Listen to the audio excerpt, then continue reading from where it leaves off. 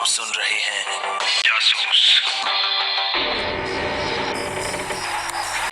Through music I will live for ever, ये शब्द है मशहूर पॉप स्टार माइकल जैक्सन के।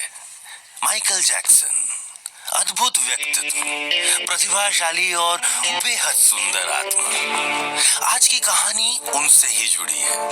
जाहिर है उनके शब्दों से शुरू करना जरूरी था, तो मैं रमेश पवार आपको सुनाऊंगा जमुना पार के जासूस की जासूसी का एक अनोखा किस्सा। Green room.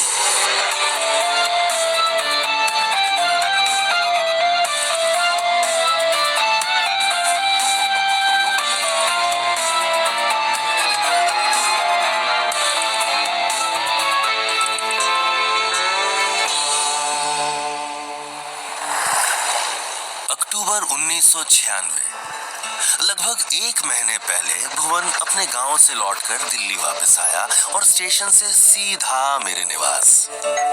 उसे मेरी सिक्योरिटी की बहुत चिंता होने लगी थी। उसने मेरे सिक्योरिटी इंचार्ज से घंटों बातचीत की और पूरे निवास का जायजा भी लिया।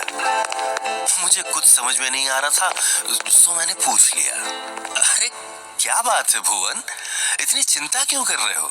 अरे भाई, अब तो मैं विपक्ष में हूँ। ओके।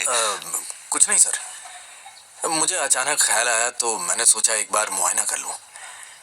कल सुबह ही बंबई जा रहा हूँ। कल? अचानक ये प्लान कैसे बना? वो नेगी साहब को एक केस में कुछ मदद चाहिए थी, शायद लंबा वक्त लगे। हाँ, चलो अच्छा है। पिछली बार बंबई में खासी तारीफ हुई थी भाई तुम्हारी। ओके, इस बार गूंज और तेज होना चाहिए। अरे सर, ये भी कोई कहने की बात है? अपना देशी। भुवन के जाने के बाद मैं काफी देर इस सिक्योरिटी चेक के बारे में ही सोचता रहा। इस शहर में मैंने अपने जीवन के लगभग 40 साल बिता दिए, लेकिन भुवन जैसे प्रतिभाशाली लोग कम ही मिले। भुवन उन लोगों में से है जिन्होंने सच्चाई का रास्ता कभी नहीं छोड़ा, और शायद यही वजह है कि भुवन का परिवार मुझे अपना सा लगता है। खैर, बंबई से भुवन ने मुझे कुछ एक फोन किए और मेरा हालचाल लेता रहा। इसी बीच मुझे बंबई में होने वाले माइकल जैक्सन के कॉन्सर्ट का न्योता मिला। नाती पोतों की जिद के आगे हार मानकर मुझे सबके साथ बंबई जाना ही पड़ा, लेकिन मैंने इसकी खबर भुवन को नहीं दी। बंबई पहुंचकर पता चला कि श्रीमान जैक्सन की फ्लाइट कुछ ही देर में आने वाली थी। मैं बच्चों के साथ बाहर निकला ही था कि बंटी मिल गया। जो भी होता है मुझे रिपोर्ट करो, ओवर। अरे पवार साहब, आप यहाँ? अरे बंटी, तुम यहाँ? अरे हम तो उसी केस का। बेटा, झूठ बोलने से बेहतर है मत ही बोलो। ओके, ये बताओ भुवन कहाँ है? जी इधर ही होगा सर। भुवन, कम इन। भुवन, भुवन, बेल्ट नंबर 3 पर आ, जल्दी, तुझसे कोई मिलना चाहता है। ओवर। कौन? सर, बार बार ओवर बोलने की जरूरत नहीं है। अबे तू आना यार। और संतरी, तू मुझे मत सिखा के ओवर होता है आउट, समझा? Over and out. थोड़ी देर में भुवन और नेगी साथ साथ आते दिखे। भुवन मुझे देखकर ऐसे चौंका जैसे लाश देख ली हो। अरे सर। अरे भुवन, आप यहाँ क्या कर रहे हैं? मैं तो श्री जैक्सन का शो एंजॉय करने आया हूँ, लेकिन तुम लोग यहाँ क्या कर रहे हो? And how are you Negi? I am fine sir, how are you? Sir, आप कम से कम मुझे तो बता देते कि आप आ रहे हैं, मैं कुछ इंतजाम कर। भुवन भुवन भुवन, एक सवाल मैंने भी पूछा था। ओके, तुम यहाँ क्या कर रहे हो? और तुमने तो कहा था कि कोई केस है। माफ कीजिए सर, दरअसल नेगी साहब के साथ मैं माइकल जैक्सन की सुरक्षा देख रहा हूँ। अरे वाह वाह वाह, तो चलो फिर मिलो होटल। इतने में माइकल जैक्सन आ गए और एयरपोर्ट बेल्ट पर ही भीड़ ने उन्हें घेर लिया। मैंने आजीवन भीड़ देखी है, लेकिन ऐसी कभी नहीं। लोग पागलों की तरह उनकी तरफ दौड़ गए और वो सभी से उतने ही प्यार से मिले। उनकी सिक्योरिटी और हमारी पुलिस ने उनके लिए रास्ता बनाया।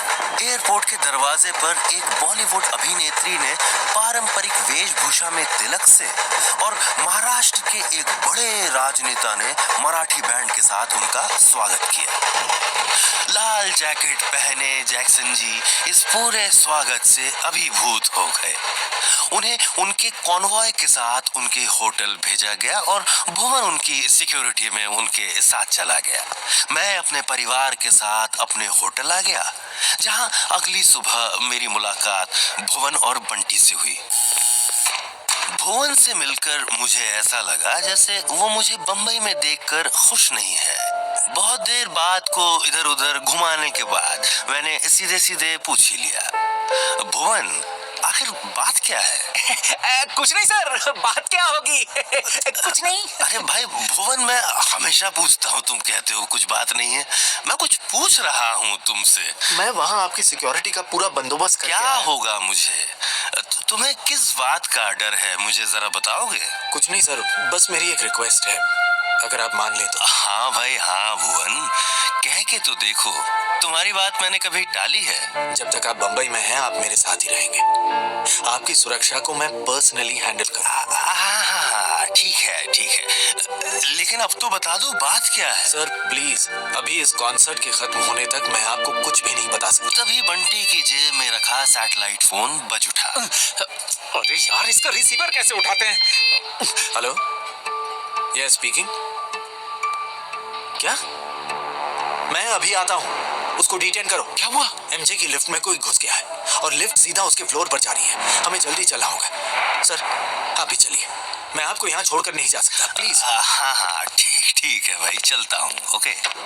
भुवन की जिद के आगे मैं कुछ नहीं कर सकता था। वैसे भी बहुत साल हुए कोई खतरे वाला काम किए हुए, और भुवन के कारनामे देखने सुनने के बाद से हमेशा मेरी इच्छा थी कि मैं उसके साथ किसी मिशन में रहूं। सो मैं निकल पड़ा। पीछे पीछे मेरी सिक्योरिटी का कॉन्वॉय भी आया। रास्ते में भुवन ने किसी को फोन किया। मेरे आने तक उससे कोई सवाल जवाब नहीं करेगा, ओके? भुवन के फोन रखते ही वो दोबारा बजा। हेलो नेगी साहब, क्या हुआ? व्हाट? आप कॉल ट्रेस कीजिए, मैं बस होटल पहुंच ही रहा हूं। अबे अब क्या हो गया? होटल रिसेप्शन पे फोन आया है कि अगर एमजे कल मड आइलैंड के चैरिटी फंक्शन में गया तो उसे वहां मार दिया जाएगा। ओह, अब क्या करोगे भुवन? नेगी साहब को लगता है कि ये प्रैंक कॉल है, लेकिन इसकी तह तक तो जाना ही होगा। चलिए, होटल आ गया। भुवन के कदमों में तेजी के साथ साथ एक खौफ भी था। उसे मैंने हर उस केस में इन्वॉल्व होते देखा, लेकिन ऐसी घबराहट पहली बार नजर आई। मैं बंटी के साथ रिसेप्शन से होते हुए कंट्रोल रूम पहुंचा, जहां सुरक्षा एजेंसियों ने डेरा जमाया हुआ था, और कुर्सी पर एक डरा सहमा 20-22 साल का लड़का बैठा था। भुवन उसके पास गया और पूछा, तुम लिफ्ट में क्यों गए थे? लिफ्ट में क्यों गए थे? भुवन गुस्से में उस लड़के का कॉलर पकड़ चुका था। उसकी आंखें उस लड़के की आंखों में सच तलाश रही थी, लेकिन वो लड़का इतना सहम गया था कि उसकी पैंट गीली हो गई। भुवन बस करो, वो बस गलती से लिफ्ट में आ गया। इवेंट वालों की लापरवाही थी और कुछ नहीं। सर आप इस मामले को लाइटली क्यों ले रहे हैं? कोई ऐसे ही इतनी सिक्योर लिफ्ट में नहीं घुस सकता। अरे मैं पूरी इन्वेस्टिगेशन कर चुका हूँ। इसका बड़ा भाई यहाँ इसी होटल में नौकरी करता है और उसने इसे काम मांगने के लिए बुलाया था। इससे ये लिफ्ट खाली मिली तो ये चला गया, बस। ठीक है, इवेंट वालों की लापरवाही है ना? इवेंट मैनेजर को बुलाइए। सर, दैट वुड बी मी। कहिए। कमरे के कोने से एक सुंदर महिला उठी। भुवन ने उसे गौर से देखा और उसके पास गया। भुवन के इस आक्रामक रूप को देखकर वो भी थोड़ा डर ही गई थी। फॉर्मल इंट्रोडक्शन का समय तो अब नहीं है, सीधा सवाल पूछता हूँ, आपकी ये इवेंट कंपनी कब शुरू हुई? Sir, our company Magic Craft Entertainment was founded in the year 1992 under the leadership of a founder chairman, Mr. Vishal Sareen. Since he settled in the US, I've been managing all the... बस करिए madam, एक बार में इतनी अंग्रेजी तो Michael लाल जैकिसन भी नहीं बोलता। Hello, my self Ramesh Pawar.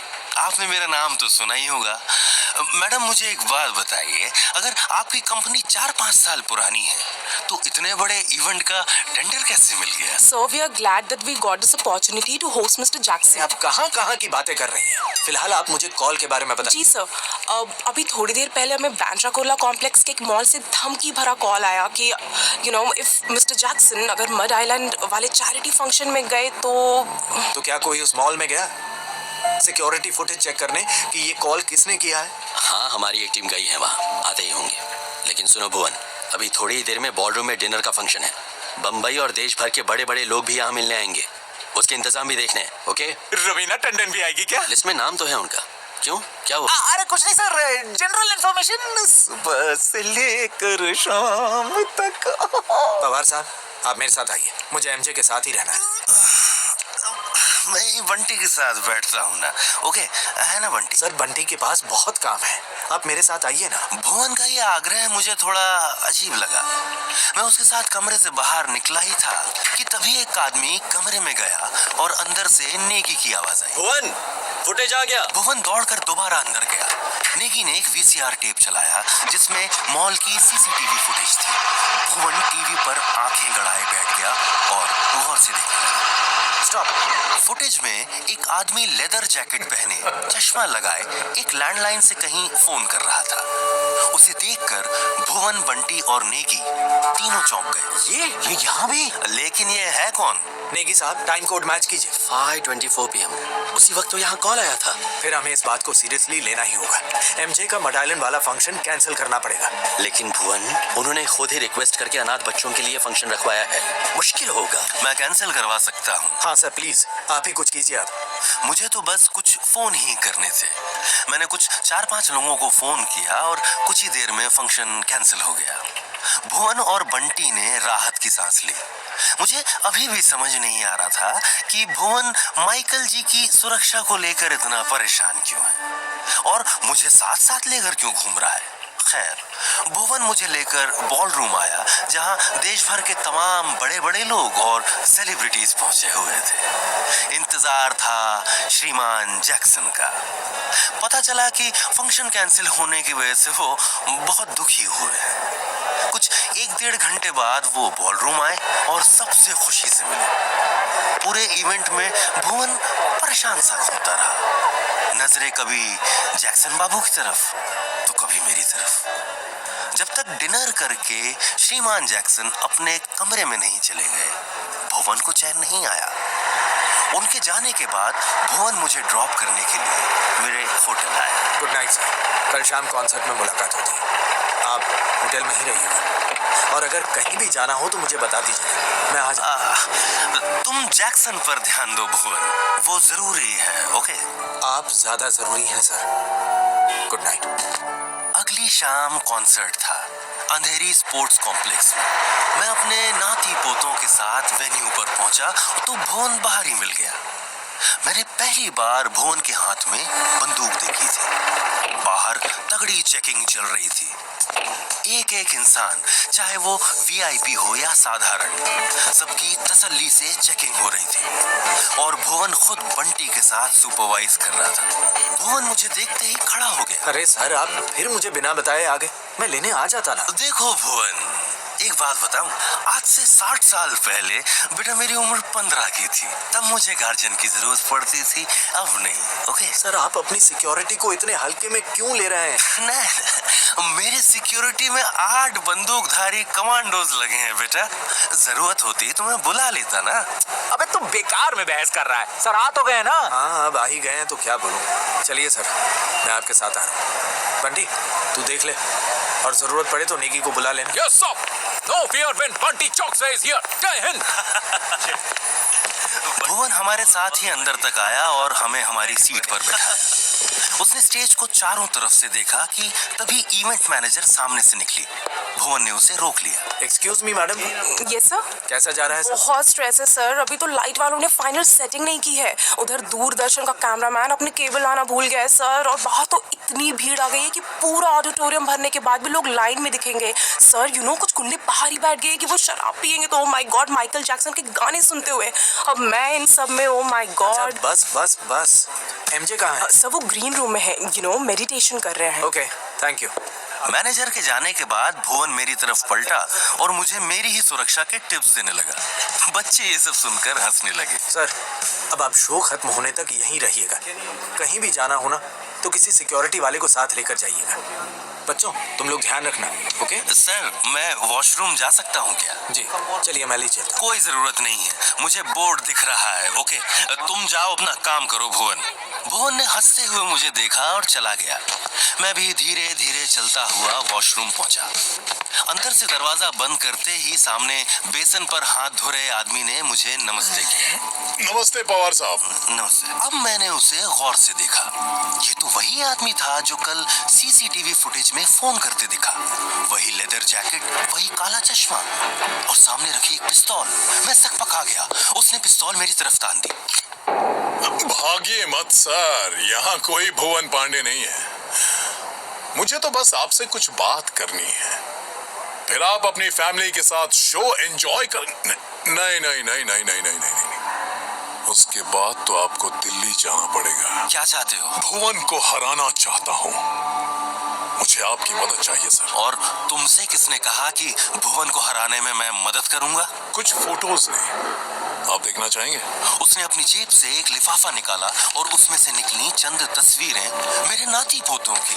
वो ऑडिटोरियम में बैठे थे। ये तस्वीरें अभी कुछ मिनट पहले की थी, क्योंकि इनमें मैं और भुवन दोनों थे। अगर शूट ही करना है तो कैमरा से कब तक करूं? मुझसे क्या चाहते हो? सर मैं आपसे आपकी होशियारी चाहता हूं। रमेश पवार, असहयोग आंदोलन के चर्चित नेता, बड़ी बड़ी सरकारों को अकेले खुद के दम पर गिराने और उठाने वाले, the king maker of Indian politics. Sir, I want you to commit one simple murder to save the murder of your grandchildren. ठीक है, किसे मारना है बताओ। वाह वाह वाह वाह, क्या कॉन्फिडेंस है सर, क्या कॉन्फिडेंस है। दिल खुश हो गया। To good. माइकल जैक्सन को मारना है। पागल हो तुम? कहाँ जा रहे हैं सर? जाने का तो कोई ऑप्शन ही नहीं। हाँ हाँ, चला दो गोली। 75 की उम्र में डॉक्टर की गोली से बेहतर मौत तो पिस्तौल की गोली से ही है। लेकिन 16-17 साल के बच्चों के लिए भी यही कहेंगे आप? अब मेरे पास कोई चारा नहीं था। वो आदमी मेरे हाथ में बंदूक और तस्वीरें थमा कर चला गया। मैं वहीं खड़ा का खड़ा रह गया। कुछ देर बाद हिम्मत करके वहां से निकला तो सामने से इवेंट मैनेजर अपनी ही उधेड़बुन में वहां से गुजरती दिखी। मैडम। यस सर, कहिए। सुनिए, मुझे श्री जैक्सन से मिलना है अभी। अभी तो इम्पॉसिबल है सर। आप मुझे जानती हैं ना? हाँ सर, लेकिन अभी नहीं, आप 5 मिनट बाद भी मिलवा सकती हैं। तब तक मैं कुछ एक फोन कॉल करके आपकी वो लिफ्ट वाली घटना के बारे में सची वाले से बात कर लूंगा। ओके, कैसा रहेगा? अरे सर प्लीज आइए ना, आइए। इस तरह की धमकियां अपने राजनीतिक करियर में मैंने ना जाने कितनी बार दी हैं, लेकिन आज पहली बार हुआ। खुद पर शर्माई, मरता क्या ना करता। मैनेजर मुझे बैक स्टेज ले गई जहां एक कमरा बना हुआ था। यही था माइकल जैक्सन का ग्रीन रूम। उसने दरवाजा खोला। मैंने अपने कुर्ते की जेब में छिपी पिस्तौल को कसकर पकड़ लिया। मैं अंदर दाखिल हुआ और जैसे ही अपनी पिस्तौल निकालने को हुआ, मैंने देखा सामने नेगी खड़ा था। श्रीमान जैक्सन एक कागज के टुकड़े पर कुछ लिख रहे थे। सर आप यहाँ? हाँ, लेकिन तुम यहाँ क्या कर रहे हो भाई? मैं तो बस जैक्सन सर से ऑटोग्राफ ले रहा था। मेरी बेटी इनकी बहुत बड़ी फैन है। अरे वाह वाह वाह वाह। Here you go, Mr. Nagy. Thank you so much sir. Please allow me to introduce mister Ramesh Pawar. Pawar साहब, आप यहाँ क्या कर रहे हैं? Hello, Mr. Power. It's so nice to meet you. You're... Bhuvan Pandey, I am managing your security sir. Pawar साहब, आप यहाँ क्या कर रहे हैं? अरे भाई, मैं तो वो जैक्सन बाबू से मिलने आया था। तुम मुझे ही ढूंढ रहे थे क्या? He is a very famous detective from New Delhi. He's here to help us on your safety, sir. That's amazing. But you know, Mr. Bhuvan... Oh, is that correct? Did I spell your name correctly? Yes sir, that's correct. So you know what, Mr. Bhuvan? No matter how much security you put up on a person, he eventually has to die. Not on our watch, sir. Please let me complete. Everyone has to die someday.